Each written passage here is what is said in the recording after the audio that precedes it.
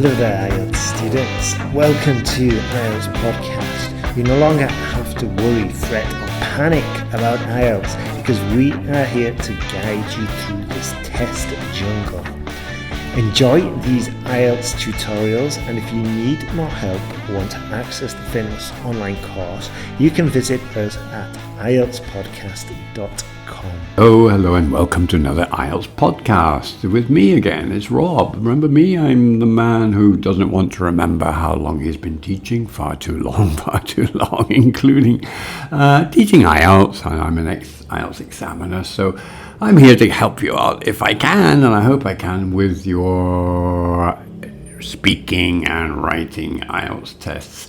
Today, let's get into another topic. Why topics? I think, when it comes to the writing and the reading, and also, of course, even the listening and particularly the speaking test, if we've got a grasp, an idea of lots of interesting topics which keep turning up in the IELTS exams, learning vocabulary, practicing these vocabulary items by writing, by practicing speaking them, it's really going to help them. Today's topic, in fact, well, it's inflation. I'm sorry, it's a horrible topic, isn't it? I mean, I hope that you don't live at the moment in a society where there is a high rate of inflation. I hope that the economic situation is going well. I know that's a hope because, it's tough in a lot of places at the moment. And it's a topic, of course, which causes all kinds of issues for us, and it raises emotions. We worry about it a lot. Prices are going up. It's difficult to find jobs, etc., and of course, it's a very difficult and complex phenomenon. I'm not an economist. My goodness me, I'd be a terrible economist. But it's a very complex issue, and I think today, if we first think about the things that we could discuss, vocabulary in favor and against this idea of inflation, and grammar. Today's grammar point, in fact, is interesting. It's a punctuation. I think people forget punctuation, We're going to talk about that funny thing, the semicolon. It's a punctuation mark we use to connect related ideas, things that are closely connected together, that we don't want to necessarily use a connecting word like although or whatever between the two ideas, but at the same time, we don't want to write two simple sentences. So we keep it as one sentence connected with a semicolon, two independent clauses. Well, more of that in a moment. By the way, have you been looking at the IELTS podcast website, and have you signed up yet to the essay checker? I've been hearing from Ben and other people too that it's really going well. You're going to get instant feedback on your essays, and in the long run, or even in the short run, that's going to save you an awful lot of money and help you to raise your score in IELTS. There's nothing better than getting professional, instant or almost instant feedback from your work to say, this is where you're doing well, this is where you need to work on different aspects. And that's our idea today. Let's think about inflation. Well, I don't know. As I said, I'm not an economist. I got no idea what I'm talking about, to be honest, when it comes to economics. All I do is spend too much money sometimes. Arguments for and against inflation. Well, if you are signed up to IELTS Checker, of course, you will have access to this amazing website that, as well as this thing that's been posted recently on there, these IELTS Topic Ideas. Collecting, as I said, ideas around different topics is a great idea, because with economics and with inflation, there are lots of vocabulary items, lots of collocations, words that go together that are interesting. For example, people say that in favor of inflation, inflation can stimulate economic growth and encourages spending and investment. It can boost government revenue. I mean, the government will get more money if inflation is high. And may, according to some people, lead to increased employment. If prices are going up, production is high, you need more people to produce things, and so on and so forth. On the other hand, against it, of course, we know what could happen. It could result in a higher cost of living, and may also, of course, lead to, in the worst possible case, what they call hyperinflation. When, I don't know what the number is it over 100% or something? When inflation is so high that you can't keep control of it anymore. And it may, of course, at the same time reduce for a lot of people their purchasing power. If prices are going up, you can't afford to buy things, luxury items, for example, that you used to buy before, and you start cutting costs. Well, all of these and more are on the page there that I'm looking at now, the IELTS Topic Ideas, which you will get, of course, if you sign up properly to your essay checker scheme. Okay, let's go on, because, of course, when we're thinking of these things, we can take out different phrases, as I've just said. I mean, some of them could be inflation rate, the cost of living. Remember, it's the cost of living. A lot of people think it's called, in English, the cost of life. No, it's not. You can talk about quality of life, but when we think of cost, it's the cost of living. And we're using words like growth and power a lot, aren't we? Economic growth, purchasing power, how much, how far rather your money will go when you want to buy things with it. How powerful is your money, if you like. And a lot of people also get worried about, what they call this balance of payments, so imports and exports. If we're importing more than we're exporting, then a country could be in trouble because they have a negative balance of payments, etc., etc., etc. And don't forget the horrible word hyperinflation. Okay,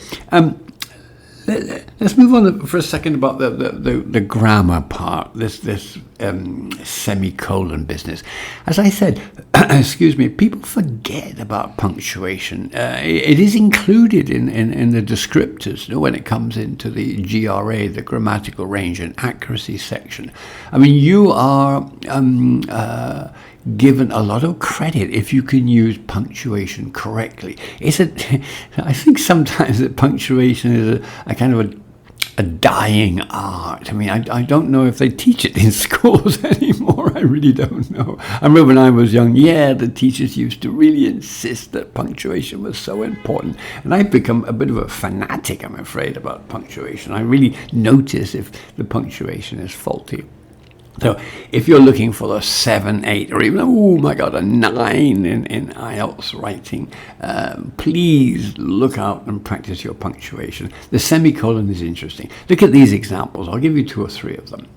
As I said, it's really the idea of connecting 2 very related ideas together and separating them in the middle just with a semicolon. If, for example, we said, the inflation rate is rising, semicolon. And I continue this idea in the second part of the sentence. This could lead to a higher cost of living. Let me read that again. The inflation rate is rising, semicolon. This could lead to a higher rate of inflation. Of course. Here, I could join those 2 ideas together with a connector. I could say, for example, the inflation rate is rising, and as a result, I might need a comma there, this could lead to a higher cost of living. Yes, but I'm being more economical if I just put the semicolon instead of the connecting link or little phrase. Or it just gives me an extra weapon in my armory, if you like. I'm showing the examiner, I'm showing everybody that I can do it in different ways. I can use a connector sometimes. I could also use the semicolon. Let's take another example. Here we go. Okay, the cost of living is high, semicolon. What is the possible consequence? I've just got the semicolon because I continue here with many people are struggling to make ends meet. I love that one. Can you make ends meet? In other words, if you can make ends meet, you are not suffering. You earn enough money to be able to live. If you can't make ends meet, then you are entering into debt. You can't pay your bills or you can't buy enough food to eat. The cost of living is high, semicolon. Many people are struggling to make ends meet. One more. Let's try this. Increased purchasing power can stimulate the economy. Okay, that's a positive aspect of it. But on the other hand, we've got a semicolon there, and after we have but, it may also cause inflation. So examples of semicolon are quite interesting. Have a look at when you sign up to the essay checker and you've got access to the IELTS Topic Ideas. It's a really, I was very impressed when I first saw this book, actually. I think there's some great stuff in here, great stuff. The way it's organized, the vocabulary, we have to work at it. Use your dictionaries, check with friends who may know more about this topic than you do. Check it out, the use of these things. It is very, very, very useful. Not only the topics, but also anything else that is interesting in these texts concerning vocabulary. Okay, let's go on to think about a possible essay. Well, the structure of these essays, if we had a very general question, which brings in everything. We've got our discuss both sides. What's your opinion? Do you agree or disagree? Listen to this question. Discuss the positive and negative impacts of inflation on an economy and society. To what extent do you agree or disagree that maintaining moderate levels of inflation is essential for a healthy economy? Support your opinion with relevant examples and arguments. Well, come on, this is way beyond sometimes IELTS, isn't it? 250 words. I can imagine, a postgraduate student of economics writing 20,000 words on this topic. It's extraordinarily complex, but we have to keep it concise to 4 paragraphs. In the first paragraph, we define inflation. Let me read that first paragraph for you. Inflation, a term frequently used in economic discussions, refers to the general increase in prices and fall in the purchasing value of money. Okay, increase in prices, fall in purchasing value, of course. It is a complex issue with both positive and negative aspects on society. No opinion yet, just refers to the word itself, what it means in general terms, and then telling us it's a complex issue. It has pros and cons, positive and negative impacts. We take the second paragraph to talk about the positive things. On the one hand, it begins, a moderate level of inflation is often seen as a sign of a healthy economy. It can stimulate economic growth and reduce the real burden of debt. Now, of course, think of the pattern in these kind of essays. We make a statement, we say something, and then we have to back it up, either with experience and knowledge we have of the topic from personal examples, or, with an example taken from, in this case, knowledge. Listen to this. It's an example. So we have the statement, opening it up, give an example, back it up. When prices increase, businesses profit more, which can lead to more job opportunities and wage increases. And then we have a couple of more sentences in this paragraph. I don't have time to read them all. You check it out yourself later on. But you can see how the pattern develops. On the one hand, it begins. The following paragraph talks about negative impact, and it begins, on the other hand. Now, that's a nice way of doing it. On the one hand, on the other hand. It's well constructed. It's well. It reads well from the point of view of the response to the question. paragraphing and organization. On the other hand, the third paragraph begins, high inflation can have detrimental effects on society. It erodes purchasing power. Thus, people's income buys less. Interesting after that. Before that, thus, we've got a semicolon. A good example. This can lead, we now have the example in the second sentence, the same pattern.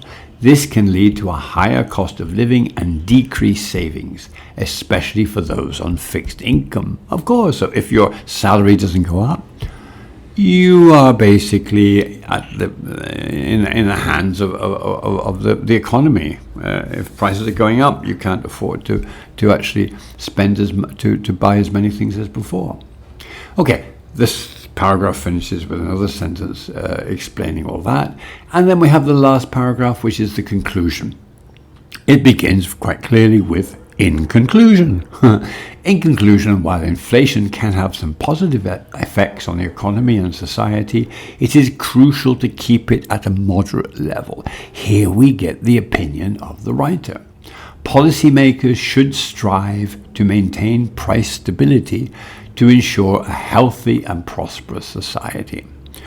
Okay, we know that with IELTS writing between 250 and 300 words in 40 minutes, we are not going to solve all the problems in the world. You don't have time. You've got to organize your essay and think, this is what I can possibly say on this topic with these time limits, and that's it.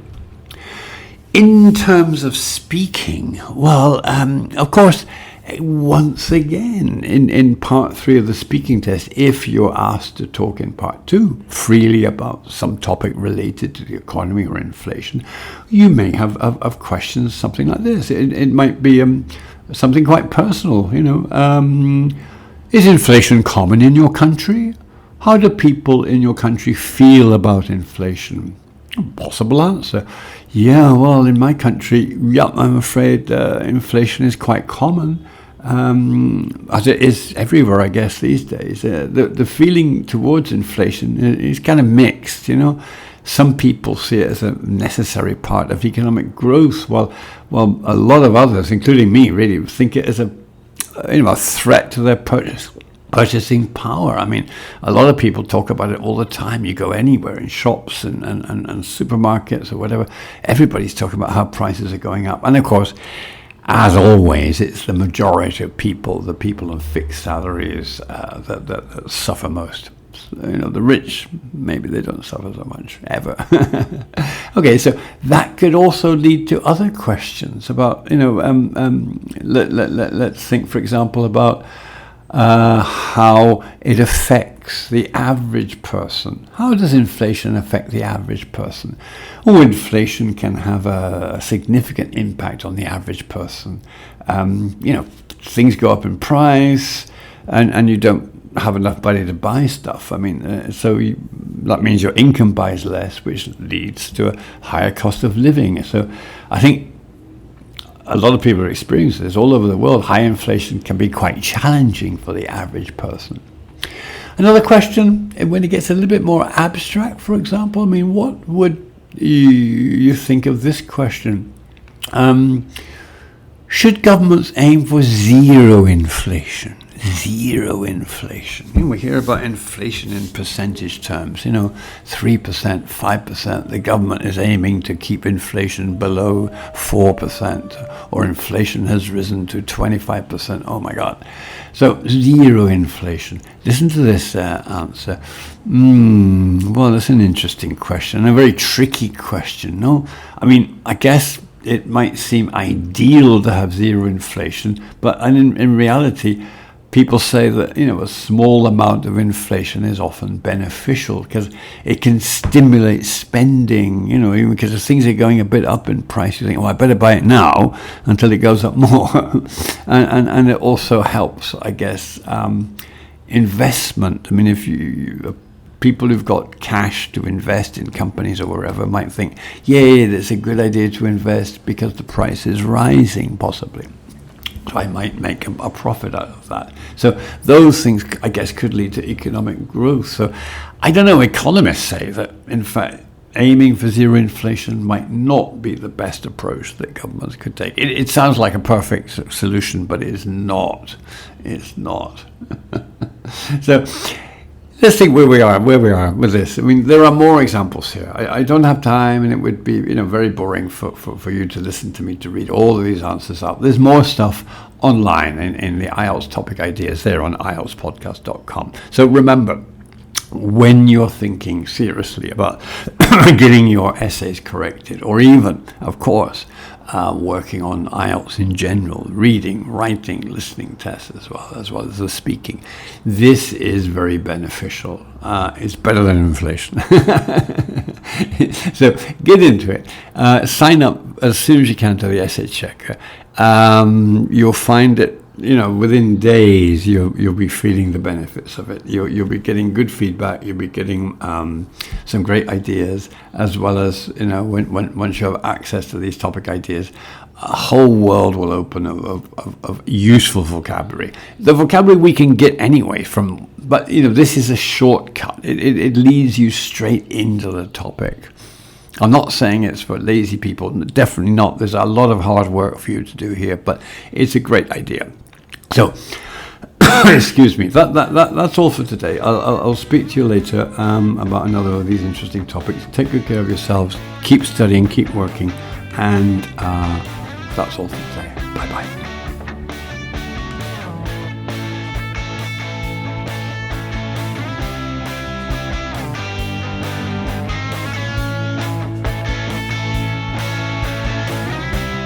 Thanks for listening to IELTSPodcast.com.